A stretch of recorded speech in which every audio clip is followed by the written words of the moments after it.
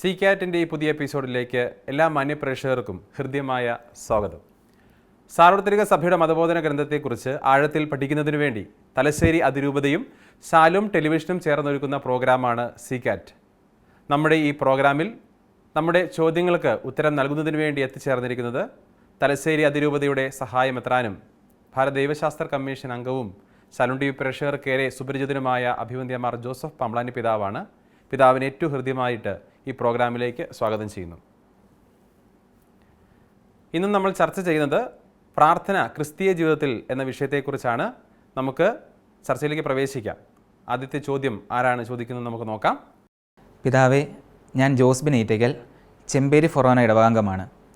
എൻ്റെ സംശയം ഇതാണ്: മതബോധന ഗ്രന്ഥത്തിൽ പരിശുദ്ധാത്മാവും പരിശുദ്ധ മറിയവും തമ്മിലുള്ള ബന്ധത്തെക്കുറിച്ച് വളരെ മനോഹരമായി വിവരിക്കുന്നുണ്ട്.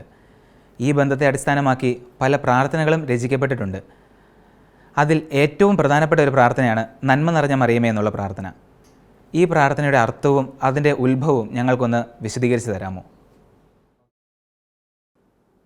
നന്മ നിറഞ്ഞ മറിയമേ എന്ന പ്രാർത്ഥന ഒരുപക്ഷെ ഒരു കത്തോലിക്ക വിശ്വാസി ജീവിതത്തിൽ ഏറ്റവും അധികം ചൊല്ലിയിട്ടുള്ള പ്രാർത്ഥന നന്മ നിറഞ്ഞ മറിയമേ എന്നുള്ള പ്രാർത്ഥനയാണ്. കാരണം ഓരോ ജപമാലയിലും നമ്മൾ ഏറ്റവും ചുരുങ്ങിയത് 53 തവണയെങ്കിലും ഈ പ്രാർത്ഥന ചൊല്ലുന്നുണ്ട് എന്നുള്ളത് കൊണ്ട് ദിവസം ഒരു ജപമാല വീതം ചൊല്ലുന്നു എന്ന് ചിന്തിച്ചാൽ തന്നെ പല വിശ്വാസികളും അതിൽ കൂടുതൽ ജപമാല ചൊല്ലുന്നവരാണ് എന്ന് നമുക്കറിയാം. അപ്പോൾ എന്തുമാത്രം തവണ നമ്മൾ ചൊല്ലുന്നൊരു പ്രാർത്ഥനയാണ് നന്മ നിറഞ്ഞ മറിയമേ സ്വസ്തി എന്നുള്ള പ്രാർത്ഥന.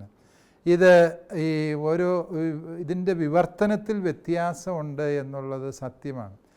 അതായത് നന്മ നിറഞ്ഞ മറിയമേ സ്വസ്തി എന്ന് കുറേ ആളുകൾ ചൊല്ലുമ്പോൾ കേരളത്തിലെ ലത്തീൻ സഭയും സിറോ മലബാർ സഭയും ഒക്കെ ആ രീതിയിലാണ് ഈ പ്രാർത്ഥന ചൊല്ലുന്നതെങ്കിൽ ഇവിടുത്തെ സിറോ മലങ്കര സഭയാകട്ടെ, യാക്കോബായ ഓർത്തഡോക്സ് അപ്പസ്തോലിക സഭകളാകട്ടെ, അവരൊക്കെയും ചൊല്ലുന്നത് കൃപ നിറഞ്ഞ മറിയമേ നിനക്ക് സമാധാനം എന്ന് പറഞ്ഞുകൊണ്ടാണ്. ഇത് ഏതാണ് അതിനകത്ത് ശരിയായ വിവർത്തനം എന്ന് ചോദിച്ചു കഴിഞ്ഞാൽ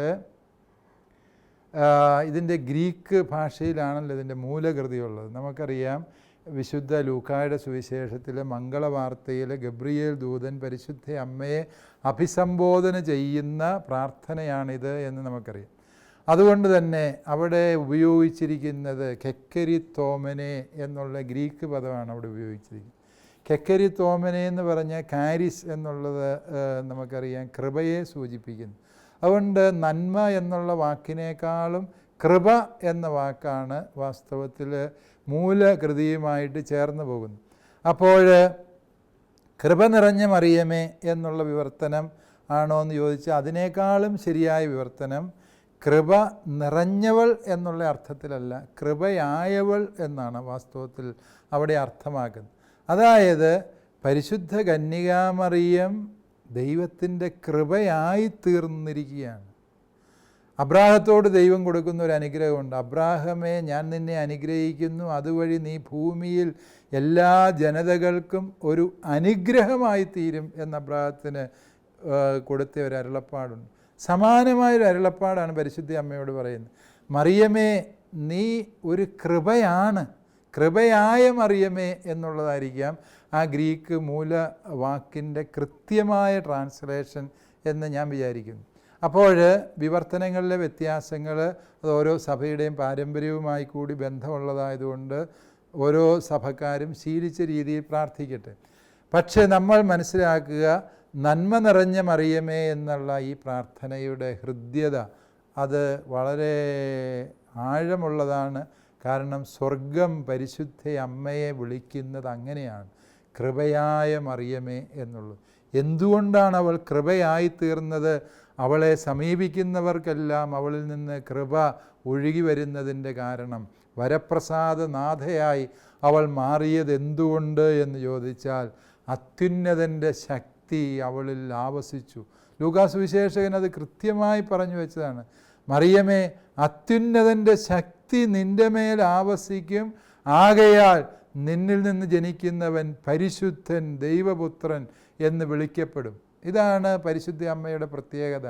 അവൾ അത്യുന്നതൻ്റെ ശക്തി, അതായത് പരിശുദ്ധാത്മാവിനെ സ്വീകരിച്ചവളാണ്. പരിശുദ്ധാത്മാവായ ദൈവം ആ അമ്മയിൽ വന്ന് നിറഞ്ഞു. അതാണ് അമ്മയുടെ പ്രത്യേകത. പരിശുദ്ധാത്മാവും മറിയവും തമ്മിലുള്ള ബന്ധത്തെക്കുറിച്ചാണ് ഇവിടെ ആദ്യം ഉന്നയിക്കപ്പെട്ട ചോദ്യം. ആ ബന്ധം ഇതാണ്. പലരും ചോദിക്കാറുള്ളൊരു ചോദ്യമുണ്ട്. ഇതിനു മുമ്പ് CCAT-ൻ്റെ തന്നെ ക്ലാസ്സിൽ നമ്മൾ ഈ വിഷയം ചർച്ച ചെയ്തതാണ്. പരിശുദ്ധാത്മാവായ ദൈവം എങ്ങനെയാണ് പരിശുദ്ധ അമ്മയുടെ ഉദരത്തിൽ ഈശോയെ രൂപപ്പെടുത്തിയത് എന്ന് ചോദിച്ചാൽ, ആ അർത്ഥത്തിൽ ചിന്തിച്ചാൽ ഈശോയുടെ പിതാവ് പരിശുദ്ധാത്മാവല്ലേ എന്ന് മുൻ ക്ലാസ്സുകളിൽ എവിടെയോ മതാധ്യാപകർ എന്നോട് ചോദിച്ചതും ഞാൻ ഉത്തരം പറഞ്ഞതും നിങ്ങൾ ചിലരെങ്കിലും ഓർക്കുമായിരിക്കും. അത് നമ്മൾ മനസ്സിലാക്കുക, ഈശോയെ പ്രത്യേകിച്ച് ആരും ജനിപ്പിക്കേണ്ട കാര്യമില്ല. കാരണം എന്താ? അവൻ നിത്യതയിൽ പിതാവിൽ നിന്ന് ജനിച്ചവനാണ് ഈശോ. ഈശോയെ ഇനി പ്രത്യേകിച്ച് ആരും വേറെ ജനിപ്പിക്കേണ്ട കാര്യമില്ല. അപ്പോൾ ഈ അത്യുന്നതൻ്റെ ശക്തി പരിശുദ്ധ അമ്മയിലേക്ക് വന്നപ്പോൾ അമ്മയിൽ സംഭവിക്കുന്ന മാറ്റം എന്ത് എന്ന് ചോദിച്ചാൽ, നിത്യതയിൽ പിതാവിൽ നിന്ന് ജനിച്ച ഈശോയെ സ്വീകരിക്കാൻ തക്ക വിധത്തിൽ അമ്മയുടെ ശരീരത്തെ പരിശുദ്ധാത്മാവ് ഒരുക്കി. അതാണ് പരിശുദ്ധാത്മാവ് പരിശുദ്ധ അമ്മയിൽ ചെയ്യുന്ന അത്ഭുതം എന്ന് നമ്മൾ തിരിച്ചറിയുക. അതുകൊണ്ട് പരിശുദ്ധ അമ്മയുടെ ജീവിതം നമുക്കൊരു വലിയ മാതൃകയാണ്. നാം പരിശുദ്ധാത്മാവിനെ സ്വീകരിക്കുമ്പോൾ, അത്യുന്നതൻ്റെ ശക്തി നമ്മളിൽ വന്ന് നിറയുമ്പോൾ, നാമും ഈശോയെ സ്വീകരിക്കാൻ ഒരുക്കപ്പെടുകയാണ്.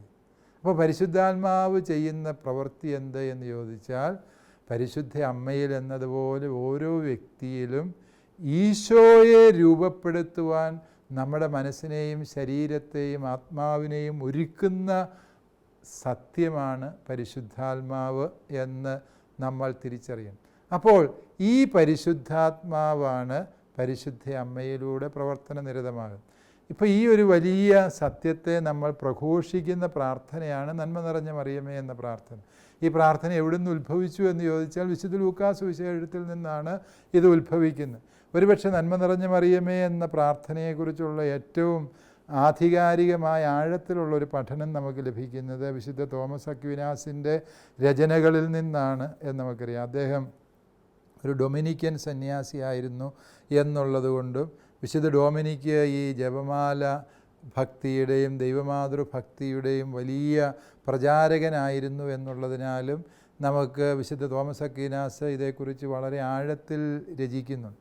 അതിൽ അദ്ദേഹം പറയുന്ന ഒരു ചിന്ത, വാസ്തവത്തിൽ കൃപ നിറഞ്ഞവളെ എന്നുള്ള ആ ലൂക്കാ സുവിശേഷത്തിൻ്റെ തിരുവചനത്തിൽ സഭയാകെ കൂട്ടിച്ചേർത്തത് മറിയമേ എന്ന വാക്ക് മാത്രമേ ഉള്ളൂ.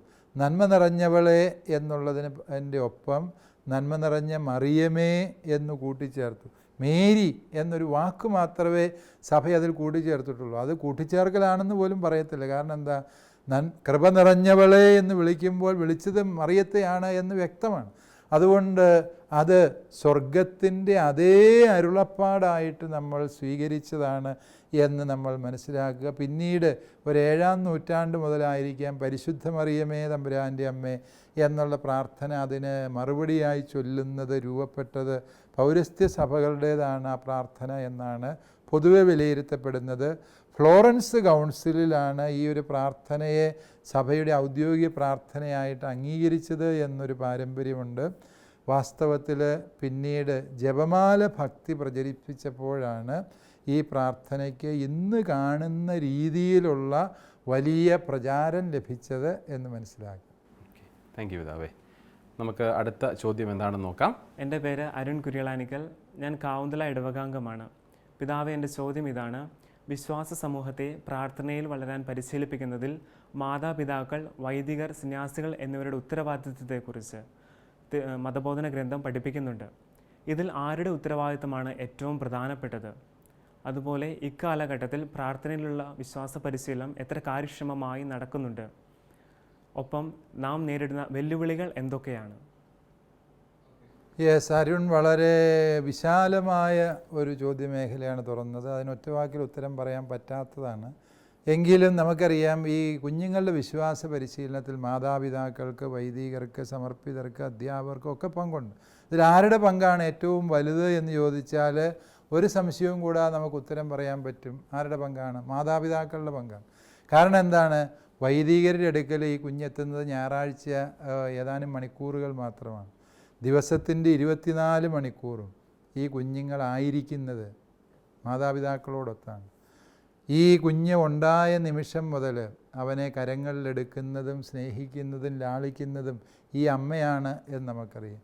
ഈ അമ്മയാണ് അവൻ്റെ ചെവിയിൽ ആദ്യമായിട്ട് ഈശോ എന്ന നാമം ഉച്ചരിച്ചു കൊടുത്തത്. ഈ അമ്മയാണ് ഈ കുഞ്ഞിനെ തിരുഹൃദയത്തിൻ്റെ രൂപം ചൂണ്ടിക്കാണിച്ചിട്ട് അത് ഈശോ അപ്പനാണ് എന്ന് കുഞ്ഞിനെ പറഞ്ഞു പഠിപ്പിച്ചത്. പള്ളിയിൽ കൊണ്ടുപോയി പരിശുദ്ധ കുർബാനയെ ചൂണ്ടിക്കാണിച്ച് അച്ഛൻ്റെ കരങ്ങളിൽ ദിവ്യകാരുണ്യം ഉയർത്തപ്പെടുമ്പോൾ മോളെ അത് ഈശോയാണ് എന്ന് പറഞ്ഞു കൊടുത്തത് ഈ അമ്മയാണ്. അതുകൊണ്ട് നമുക്കറിയാം ഈ കുഞ്ഞുങ്ങളുടെ വിശ്വാസ പരിശീലനത്തിൻ്റെ 90% മാതാപിതാക്കളിലൂടെയാണ് സംഭവിക്കുന്നത്. മാതാപിതാക്കൾ അതുകൊണ്ട് ഒരു കുഞ്ഞിന് ജന്മം നൽകുമ്പോൾ ദൈവം അവരെ ഏൽപ്പിക്കുന്ന വലിയ ഉത്തരവാദിത്വമാണ് അവരുടെ കുഞ്ഞിനെ സത്യവിശ്വാസത്തിൻ്റെ വഴികളിലേക്ക് ആഴപ്പെടുത്താൻ പരിശ്രമിക്കണം. അതിനുള്ള നിരന്തര പരിശീലനം മാതാപിതാക്കളും ആർജിക്കേണ്ടതുണ്ട്. നമസ്കാരങ്ങൾ പോലും ചൊല്ലാൻ അറിയാൻ പാടില്ലാത്ത യുവജനങ്ങൾ കല്യാണം കഴിച്ച്, കുരിശ് വരയ്ക്കാൻ പോലും അറിയാൻ പാടില്ലാത്തവർ കല്യാണം കഴിച്ച് കുഞ്ഞുങ്ങളെ ജനിപ്പിച്ച് കഴിയുമ്പോൾ ഈ കുഞ്ഞുങ്ങൾ ഒന്നും അറിയാത്തവരായി വളർന്നു വരുന്നെങ്കിൽ അതിൻ്റെ ഉത്തരവാദികൾ ആര് എന്നുള്ളത് ഇവിടെ വ്യക്തമാവുകയാണ്.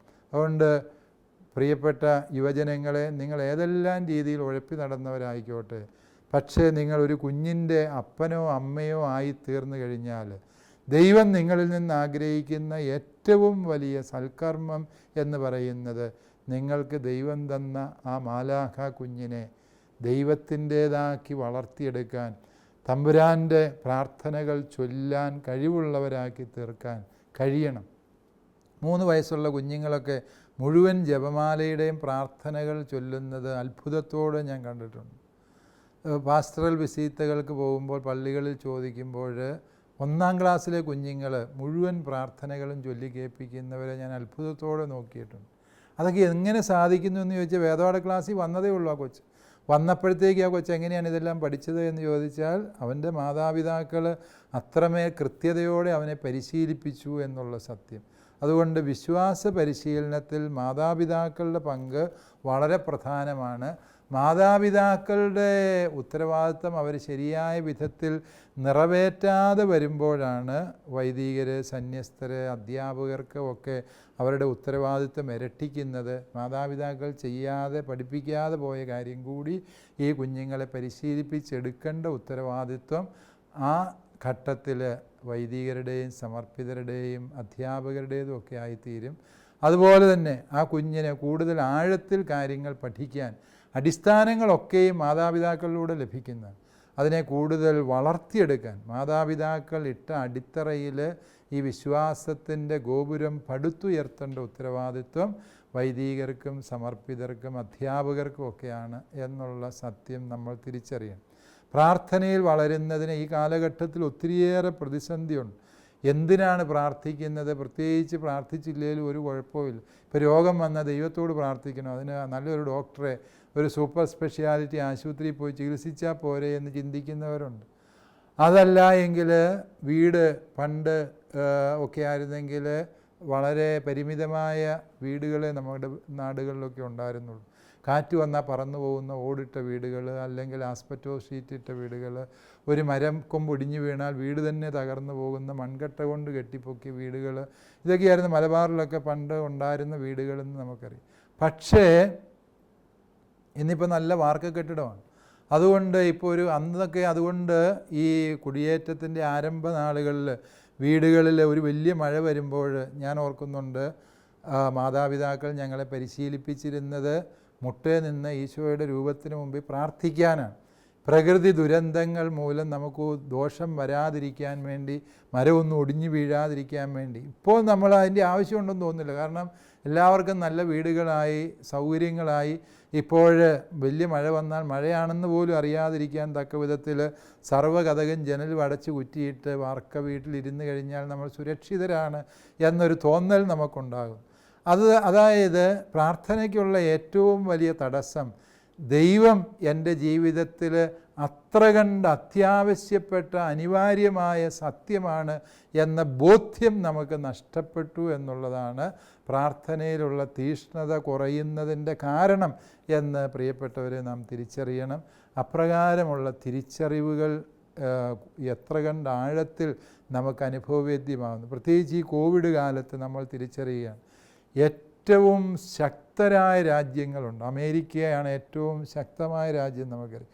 അവിടെയാണ് ഏറ്റവും കൂടുതൽ മനുഷ്യർക്ക് കോവിഡ് വന്നതും മരണമടഞ്ഞതും എന്ന് നമ്മൾ തിരിച്ചറിയുന്നു. അത് ഒരു ഓർമ്മപ്പെടുത്തലാണ്. എന്താണ് ആ ഓർമ്മപ്പെടുത്തൽ? മനുഷ്യൻ്റെ കഴിവോ ശക്തിയോ ഒന്നുമല്ല, ദൈവത്തിൻ്റെ കരുണയാണ് മനുഷ്യജീവിതത്തിൻ്റെ അടിസ്ഥാനം എന്നുള്ള ആ വലിയ ബോധ്യപ്പെടുത്തലാണ്.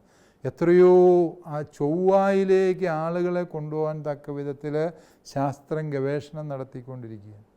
പക്ഷെ നമുക്കറിയാം, ഈ ഇത്തിരി പോരുന്ന ഒരു കുഞ്ഞൻ വൈറസിനെ കീഴടക്കാനുള്ള വഴി കണ്ടെത്താതെ ശാസ്ത്രലോകം പരിഭ്രമിക്കുകയാണ്. കണ്ടെത്തിയ വഴികളൊന്നും ശരിയാകുന്നില്ല എന്ന് അവർ തന്നെ തിരിച്ചറിയുകയാണ്.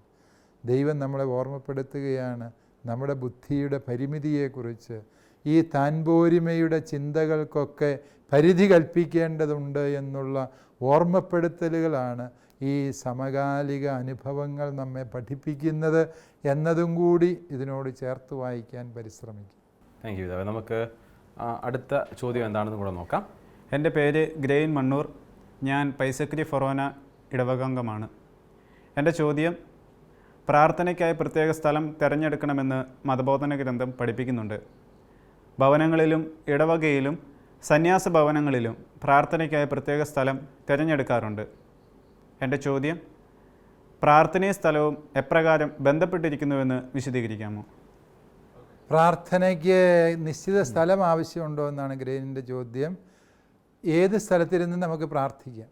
പക്ഷേ ചില സ്ഥലങ്ങളെ ദൈവം പ്രത്യേകമായി തിരഞ്ഞെടുത്ത് വിശുദ്ധീകരിക്കുന്നുണ്ട്. എവിടെയെങ്കിലും പോയി ദേവാലയം പണിതോളാനല്ല ദൈവം ദാവീദിനോട് പറഞ്ഞത്. നാഥാൻ പ്രവാചകനിലൂടെ ഇന്ന സ്ഥലത്ത് ഇന്ന അളവിൽ ദൈവത്തിൻ്റെ ആലയം പണിയണം എന്ന് ദൈവം പറഞ്ഞു. അതായത് ഈ ഭൂമി മുഴുവൻ ദൈവത്തിൻ്റേതാകുമ്പോഴും ഈ പ്രപഞ്ചം മുഴുവനും ദൈവസാന്നിധ്യത്തിൻ്റെ നിറവുള്ളപ്പോഴും തൻ്റെ പ്രത്യേകമായ സാന്നിധ്യം സംലഭ്യമാകുന്ന സ്ഥലങ്ങൾ ദൈവമായ കർത്താവ് തിരഞ്ഞെടുത്തിരുന്നു എന്ന് ബൈബിളിൽ നാം വായിക്കുന്നുണ്ട്. ദൈവം തിരഞ്ഞെടുത്ത് വിശുദ്ധീകരിച്ച സ്ഥലങ്ങൾ അവയെയാണ് നമ്മൾ ദേവാലയം എന്ന് വിശേഷിപ്പിക്കുന്നത്. അതുകൊണ്ടാണ്, അതായത് ഈ പണിയപ്പെട്ട ഒരു കെട്ടിടം, അതിൽ തമ്പുരാൻ്റെ തിരുസാന്നിധ്യം സ്ഥാപിക്കുന്ന വിശുദ്ധ സക്രാരിയും ബലിപീഠവും വിശുദ്ധ ഗ്രന്ഥവും ഔദ്യോഗികമായി സഭയിൽ പ്രതിഷ്ഠിക്കപ്പെട്ടിരിക്കുന്ന ഒരു സ്ഥലം. അതാണ് സന്യാസ ഭവനങ്ങളിലെ ചാപ്പലുകൾ, നമ്മുടെ ഇടവക പള്ളിയിലെ ദേവാലയങ്ങൾ. ഈ ദേവാലയത്തിലായിരിക്കുമ്പോൾ നമുക്കറിയാം, ഭൂമി മുഴുവനും ദൈവസാന്നിധ്യം ഉള്ളപ്പോഴും ദേവാലയത്തിൻ്റെ പ്രത്യേകത എന്താണ്? അവിടെ ഭൂമി മുഴുവനുള്ള ദൈവസാന്നിധ്യം അവിടെയുണ്ട്. അതോടൊപ്പം അവിടെ കൂടുതലായുള്ളത് എന്താണ്? പരിശുദ്ധ കുർബാനയിൽ ഈശോ മിശിഹ സത്യമായും വ്യക്തിപരമായും സന്നിഹിതമായിരിക്കുന്നു. കൂദാശ ചെയ്യപ്പെട്ടിരിക്കുന്ന വിശുദ്ധ ബലിപീഠം പരിശുദ്ധ ത്രിത്വത്തിൻ്റെ സിംഹാസനമാണത് എന്ന് നമുക്കറിയാം. പിതാവായ ദൈവം മധ്യത്തിലും പുത്രൻ തമ്പുരാൻ വചനമായി വലതുവശത്തും പരിശുദ്ധാത്മാവായ ദൈവം ശ്ലീവായായി ഇടതുവശത്തും വ്യാപരിക്കുന്ന വിശുദ്ധ ബലിപീഠം പരിശുദ്ധ ത്രിത്വത്തിൻ്റെ വാസസ്ഥാനമാണ്. വീണ്ടും ആ ദേവാലയവും അതിൻ്റെ പരിസരവും ശ്ലീഹന്മാരുടെ പിൻഗാമിയായ മെത്രാനാൽ അഭിഷേകം ചെയ്ത് വേർതിരിക്കപ്പെട്ട് പൗത്രീകരിക്കപ്പെട്ട സ്ഥലമാണ്. അവിടെ ദൈവത്തിൻ്റെ പ്രത്യേകമായ സാന്നിധ്യം ദൈവം വാഗ്ദാനം ചെയ്തിട്ടുണ്ട് എന്ന് നമുക്കറിയാം.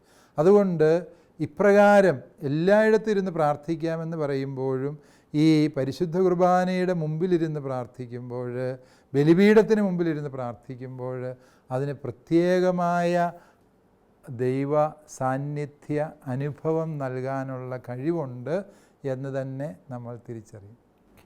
താങ്ക് യു പിതാവേ. ഇന്ന് നമ്മൾ ചർച്ച ചെയ്തത് മതബോധന ഗ്രന്ഥത്തിലെ അവസാന ഭാഗമായ പ്രാർത്ഥന ക്രിസ്തീയ ജീവിതത്തിൽ എന്ന വിഷയത്തെക്കുറിച്ചാണ്.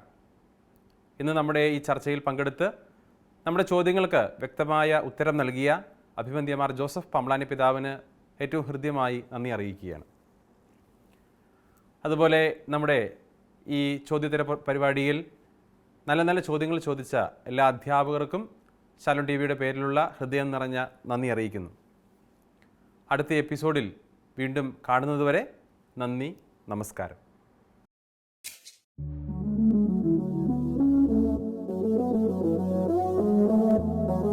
CCAT പ്രോഗ്രാമിന്റെ മുൻ എപ്പിസോഡുകൾ കാണുവാൻ ലോഗോൺ ചെയ്യൂ www.shalomtv.tv/ccat.